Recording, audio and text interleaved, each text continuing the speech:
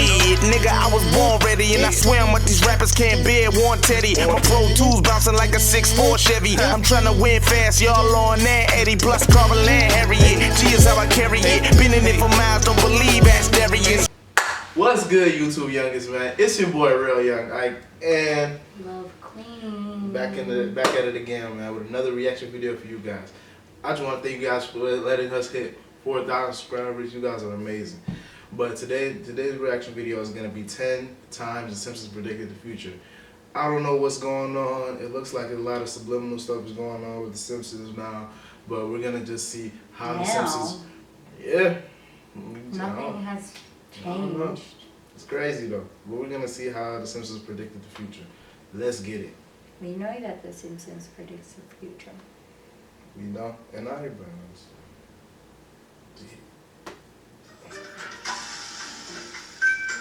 Mind shot.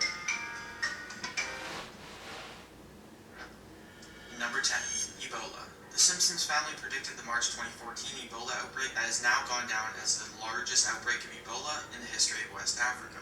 Well, in the 1997 episode of The Simpsons, Marge holds up a book for her audience, hinting at the outbreak entitled Curious George and the Ebola virus. Also at the same time, Bart, her son, frantically points to a picture representing him in bed and dying from Ebola.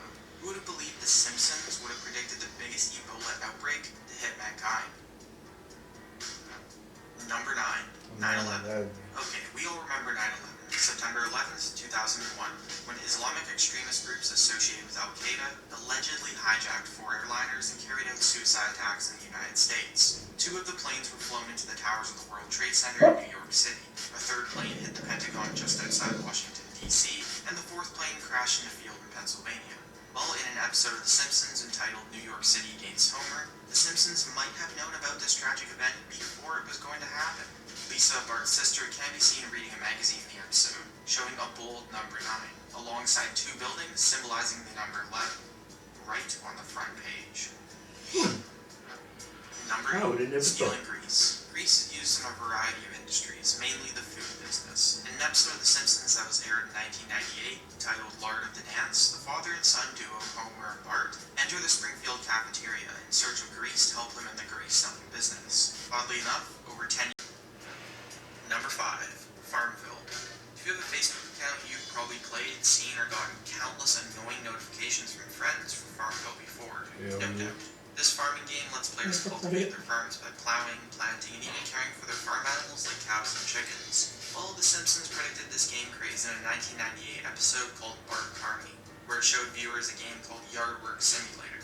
This same game could have fueled the Facebook game craze we know today as Farmville, which was the top game by daily active users on Facebook between August 2009 and December 2010. I like how they're getting everything on point though. Number 4, Wrecking Ball.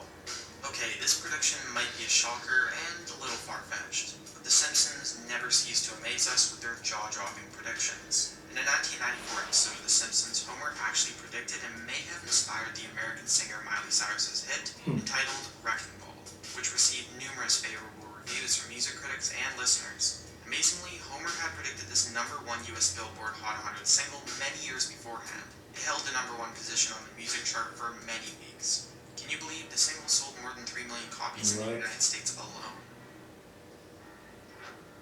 Number 3, GMO food.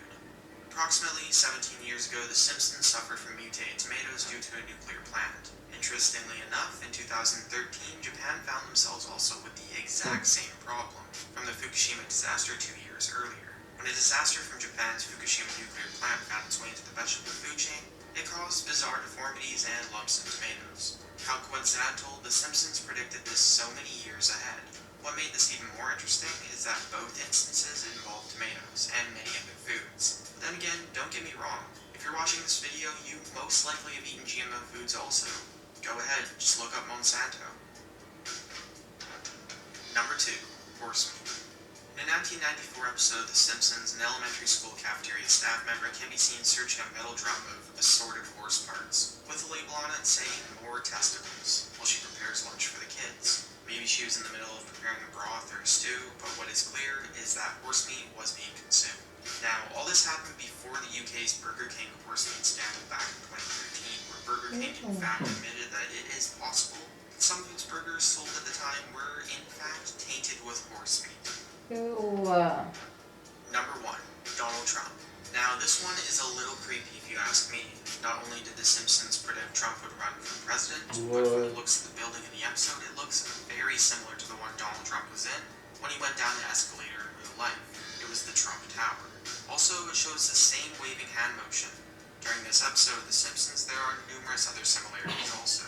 But wait, there's more. Later on, it shows that the country fell into massive debt following his presidential term. Now, believe me when I say this, I definitely don't want this to become true. Right. USA's current debt situation is bad enough. They definitely don't need more. That is crazy, man. Wow. Yeah, I hope that last one isn't true. I know. Donald Trump becomes president, it's a wrap. It's over, man. Just watch The Simpsons to see what happens next. Well, thank you guys for watching that video, man. If you guys would like, share, and subscribe, it's your boy Ray Young. I'm so tired. Fuck. I'm like literally so pissed off. Alright, fuck this whole video. Bye. I belong, I had nothing to fear. Who would've thought I would mingle with celebrity singles in a room full of Grammy winners discussing they singles. Some people love you, some people hate you, some people need you. Some people act like they know you, but they can't even read you. The effort I put in the music's still the same amount, cause ain't a damn thing changed except the bank account. I remember the day I got my advance money. I'm talking so much bread, this shit'll make you dance money. Who's the first?